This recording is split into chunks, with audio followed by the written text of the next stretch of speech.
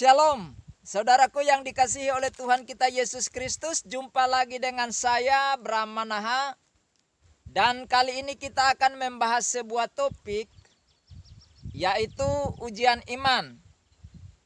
Untuk mendasari pembahasan kita kali ini, kita akan membaca beberapa ayat firman Tuhan di dalam kitab Yakobus pasal yang pertama, ayat 2 sampai dengan ayat yang keempat, yang bunyinya demikian. Saudara-saudaraku, anggaplah sebagai suatu kebahagiaan apabila kamu jatuh ke dalam berbagai pencobaan. Sebab kamu tahu bahwa ujian terhadap imanmu itu menghasilkan ketekunan, dan biarkanlah ketekunan itu memperoleh buah yang matang, supaya kamu menjadi sempurna dan utuh dan tak kekurangan suatu apapun. Saudaraku, berdasarkan firman Tuhan ini kita akan bahas paling tidak ada 3 poin. Namun sebelum kita membahas lebih jauh, seperti biasanya marilah kita terlebih dahulu mendengarkan sebuah pujian yang akan dilantunkan oleh saudara-saudara seiman kita dari tanah Arab.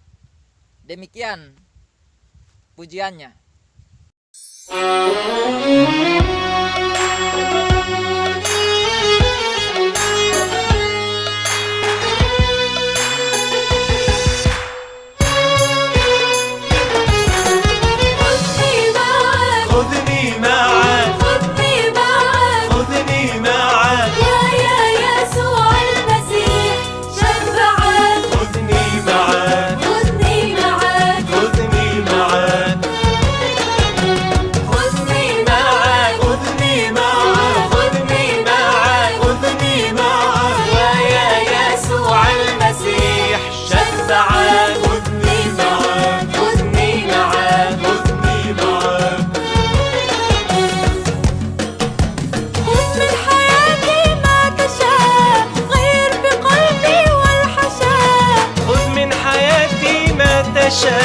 غير في قلبي والحشاء. خذ من حياتي ما تشاء غير في قلبي والحشاء. كيف أفرقك وأنت الذي أرويتني من منبعك.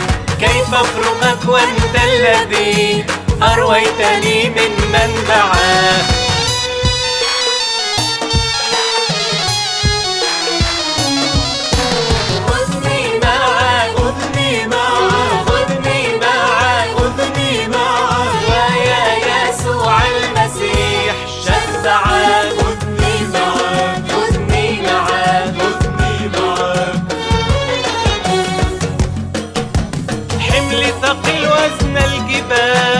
لكن معك ما بش محال. حمل ثقيل وزن الجبال، لكن معك ما بش محال. حمل ثقيل وزن الجبال، لكن معك ما بش محال.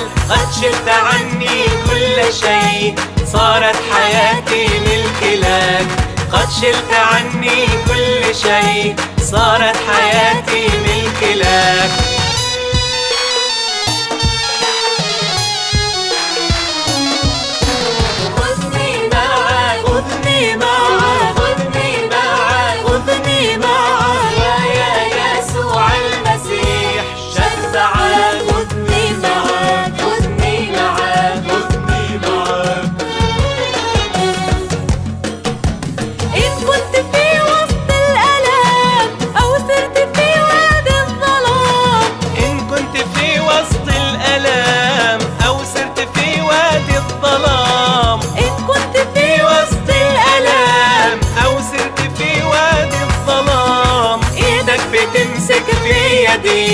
وأنا معك ما شتركك.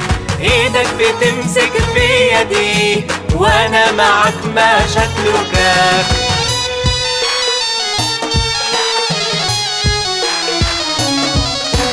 خذني معك خذني معك خذني معك خذني معك يا يسوع المسيح شفعك. خذني معك خذني معك خذني معك. أدعك يا ربي بشجن تملك على أرض اليمن.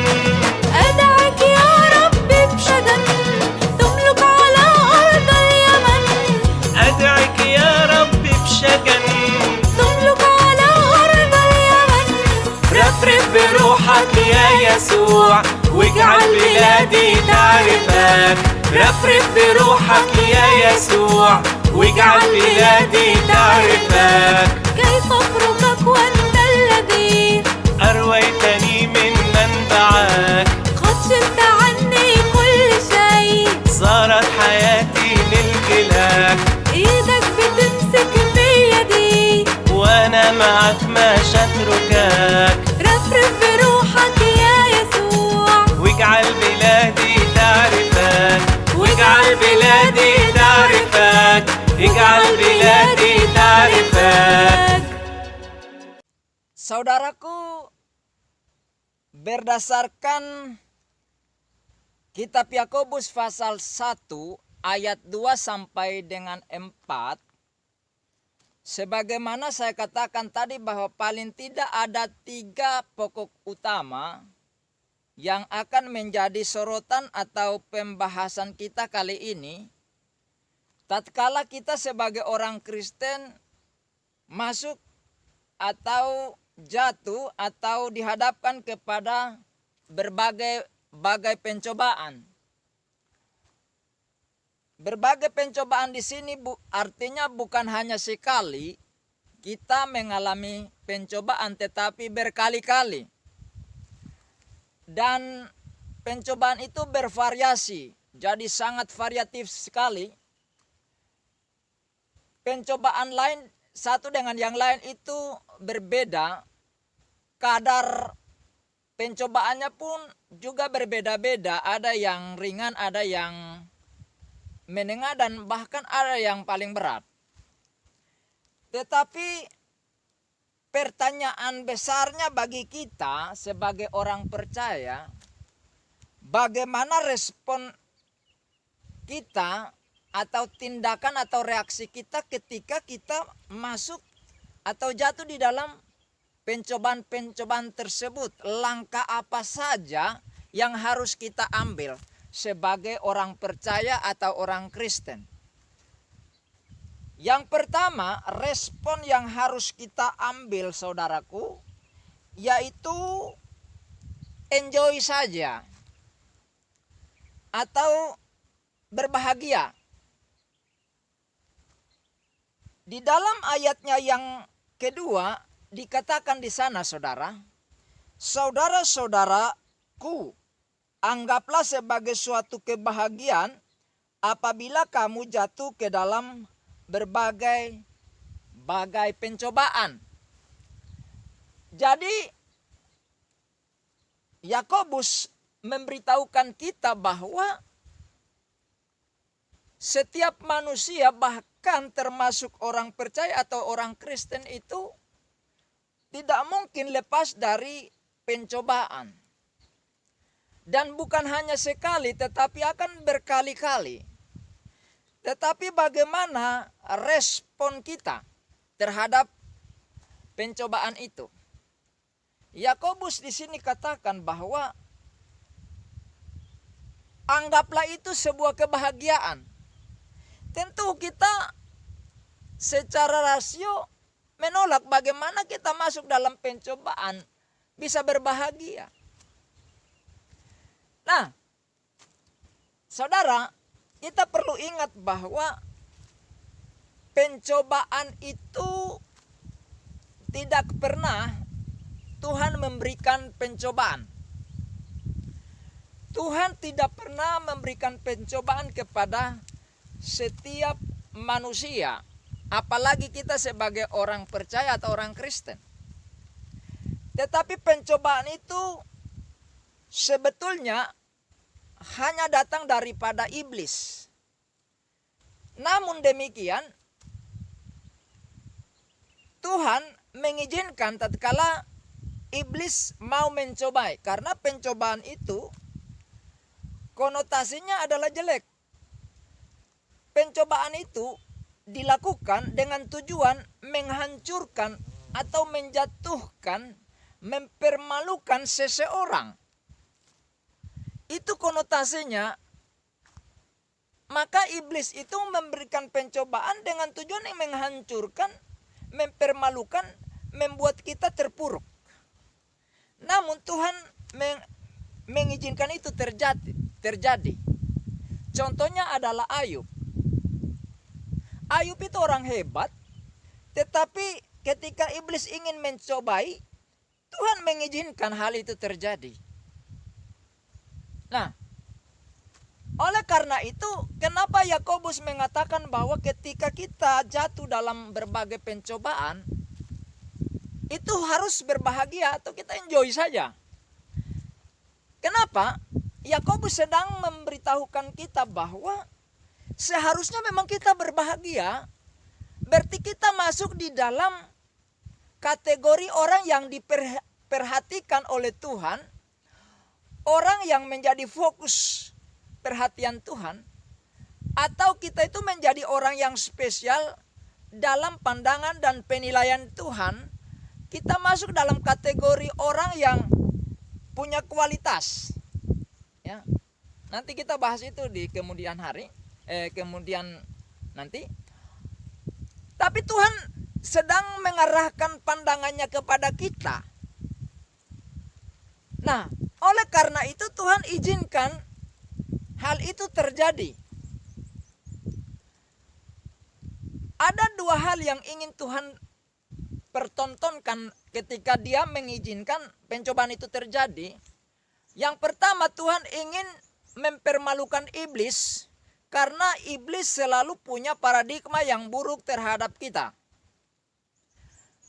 Iblis selalu punya pemikiran bahwa karena Tuhan menolong kita, memberkati kita, sehingga ketika kita mengalami sesuatu yang menyenangkan, maka kita setia sama Tuhan. Ternyata iblis keliru dan Tuhan ingin mempermalukan iblis melalui kita seperti Ayub. Nah, hal ini dipahami oleh Yakobus. Nah, oleh karena itu, selain daripada iblis ingin dipermalukan oleh Tuhan melalui kita, tetapi Tuhan juga ingin menunjukkan kepada iblis yang memberikan pencobaan itu bahwa kita lebih baik daripada iblis. Nah, oleh karena itu saudara, seharusnya kita berbahagia. Karena Tuhan sedang menilai diri kita. Dan Tuhan ingin mempromosikan kita. Tuhan ingin memunculkan kita menjadi orang hebat. Nah, oleh karena itu, seharusnya kita berbahagia untuk itu. Justru ketika kita tidak diizinkan mengalami pencobaan, malah mestinya kita sedih. Kenapa saya kok aman-aman saja? Firman Tuhan katakan bahwa ada jalan yang disangka orang lurus, tetapi ujungnya menuju maut. Mengapa? Karena kalau kita ada dalam zona nyaman, tidak ada rintangan, perlu kita bertanya, apakah kita sudah ada pada areal atau jalur yang benar? Jangan-jangan kita nanti ujungnya berbahaya.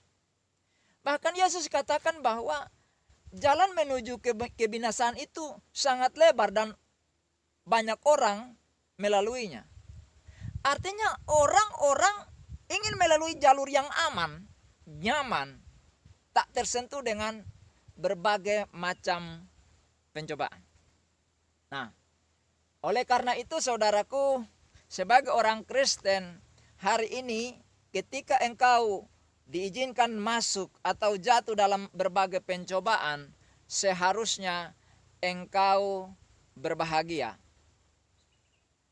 Karena ketika engkau berbahagia, maka membuat pikiranmu jadi tenang, hatimu menjadi tenang, sehingga engkau mudah konsentrasi, berhubungan dengan Tuhan, berkomunikasi dengan Tuhan untuk mencari solusi yang tepat.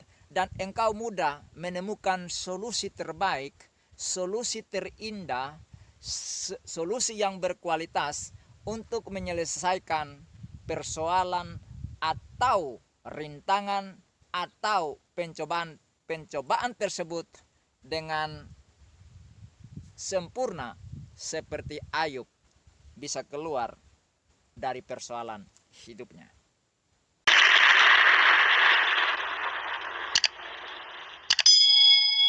Respon yang kedua, saudara, sebagai orang Kristen atau orang percaya tatkala masuk atau jatuh di dalam berbagai pencobaan, maka tindakan atau reaksi yang kedua adalah sebagai kesempatan untuk membuktikan karya iman kita yang sejati.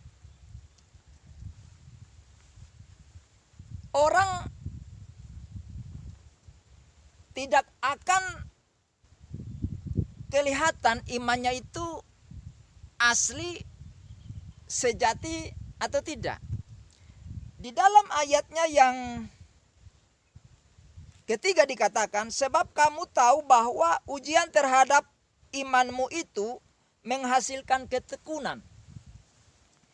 Jadi perhatikan dalam ayat yang kedua dikatakan kalau kita jatuh dalam pencobaan, berbagai pencobaan. Tapi dalam ayat yang ketiga, pencobaan itu dikategorikan oleh Yakobus sebagai alat untuk penguji. Dan disitulah sebagai orang Kristen mestinya menjadi wadah atau waktu atau kesempatan untuk kita buktikan bahwa iman kita itu sejati, iman yang original, iman yang asli atau tidak. Nah, di sini sebenarnya kesempatannya. Nah, jadi sebagaimana anak yang studi yang memasuki bangku pendidikan, dia mendapatkan teori-teori, tetapi ada waktunya dia harus dihadapkan kepada sebuah rintangan yang namanya ujian. Nah, perhatikan, kalau ujian ini konotasinya adalah positif. Karena dengan ujian seseorang akan didapati betul-betulkah dia ini belajar dan memperhatikan apa yang dikatakan oleh pendidiknya atau tidak. Dia serapi atau tidak. Sehingga ketika dia masuk dalam praktek ujian, dia mampu membuktikan bahwa aku orang berpendidikan, aku orang yang cerdas. Nah, oleh karena itu, saudara, ketika kita mengalami pencobaan-pencobaan itu, justru kita menggunakan itu sebagai alat untuk sebuah ujian, dan di dalam ujian itu kita membuktikan diri iman kita sebagai orang yang punya iman yang benar, iman yang sejati, iman yang asli, iman bukan iman yang pura-pura hanya waktu dalam keadaan nyaman saja. Kita memuji Tuhan luar biasa, kita berbuat baiknya luar biasa, kita bisa senyum dengan orang, kita bisa bercandaria dengan orang lain, kita bisa bersapa mesra dengan orang lain. Tetapi ketika kita dihadapkan kepada rintangan cobaan, disitulah kita diuji. Apakah kita masih bisa bercandaria dengan orang yang mungkin menyakiti kita, orang yang mengecewakan kita, orang yang mengkhianati kita, dan lain sebagainya. Nah, justru di sini kita membuktikan diri bahwa Iman saya bukan iman yang pura-pura, bukan iman yang munafik, tapi iman yang benar-benar didesain oleh Tuhan untuk saya miliki di hadapan manusia dan di hadapan Tuhan. Bahkan di hadapan malaikat dan iblis serta kuasa-kuasa kegelapan lainnya. Nah, oleh karena itu saudaraku, sebagai orang percaya, kalau kita mengalami pencobaan, mari kita pergunakan ini sebaik mungkin untuk membuktikan diri bahwa iman kita adalah iman yang benar, iman yang original, iman yang asli, iman yang sungguh-sungguh kepada Tuhan. Dan yang terakhir saudara, apa respon kita sebagai orang percaya ketika dihadapkan kepada beragam pencobaan? Maka hal yang ketiga adalah sebagai momentum untuk memperlihatkan kualitas iman sejati kita.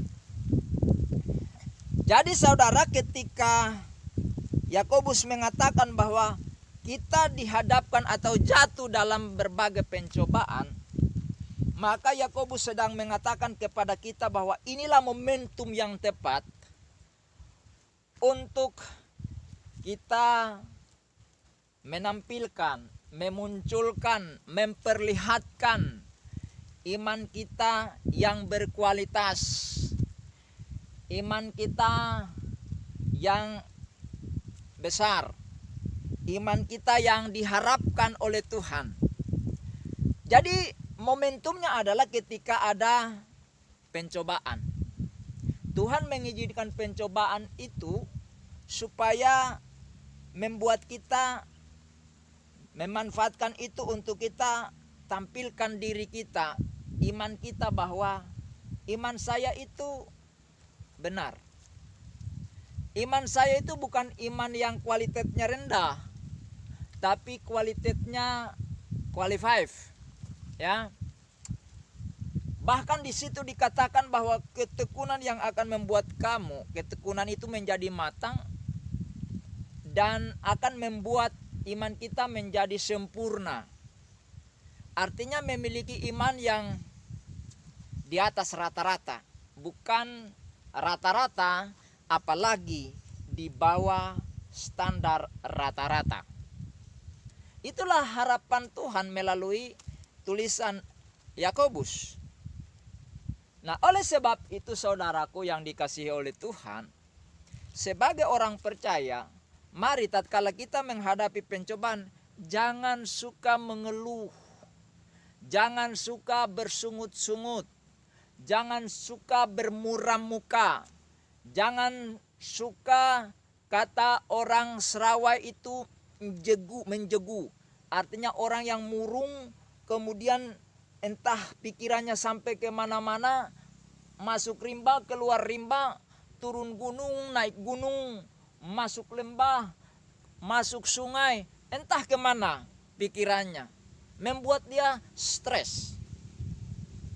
Tetapi kalau engkau tahu bahwa dirimu berkualitas, maka ketika masuk dalam pencobaan, kamu memperlihatkan kualitas imanmu yang sesungguhnya. Seperti Ayub, semua yang dimilikinya ludes, termasuk dirinya sendiri. Tetapi ketika istrinya mengatakan, masihkah engkau bertekun dalam kesalehanmu? Kutuk saja Allahmu itu dan matilah. Tetapi jawaban brilian daripada Ayub, engkau seperti orang gila.